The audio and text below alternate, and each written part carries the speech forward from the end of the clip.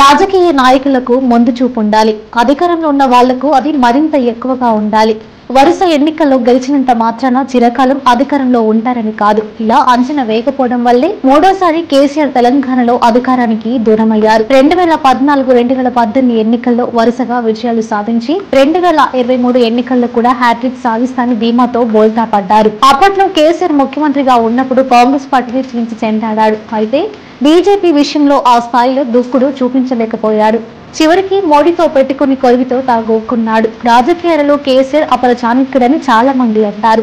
రాజకీయాల్లో ఆయన్ను మించిన నాయకుడు లేడని కొనియాడుతుంటారు. కానీ ఇటీవల జరిగిన ఎన్నికల్లో ఆయన రాజకీయ చాణక్యం పనికి రాలేదు. ముఖ్యమంత్రిగా ఉన్నప్పుడు మోదీని సరిగ్గా అంచనా వేసి ఉంటే, పకడ్బందీగా ప్రణాళికలు అమలు చేసి ఉంటే కేసీఆర్ కు ఈ రోజున ఈ పరిస్థితి వచ్చి ఉండేది కాదని రాజకీయ విశ్లేషకుల భావన. ఇక గతంలో కేసీఆర్ చేసిన తప్పునే ప్రస్తుత తెలంగాణ ముఖ్యమంత్రి రేవంత్ రెడ్డి చేస్తున్నారనే విశ్లేషణలు వినిపిస్తున్నాయి. ఇప్పటి వరకు యాంటీ కేసీఆర్, యాంటీ బీఆర్ఎస్ కోణంలో మాత్రమే రేవంత్ రెడ్డి తన పరిపాలన కొనసాగిస్తున్నారు. ఇంతవరకు ఆయన నరేంద్ర మోదీపై 1 లేదా 2 సార్లు మాత్రమే విమర్శలు చేశారు.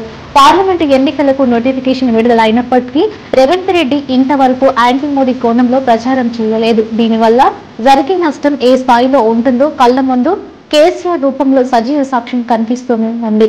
అలాంటప్పుడు రేవంత్ రెడ్డి ఎంత త్వరగా మేలుకొంటే అంత మంచిది. పార్లమెంటు ఎన్నికల్లో బీజేపీ గెలుస్తుందనే ఊహాగానాలు వ్యక్తమవుతున్న నేపథ్యంలో రేవంత్ రెడ్డి ఎంత జాగ్రత్త పడతారని చూడాలి.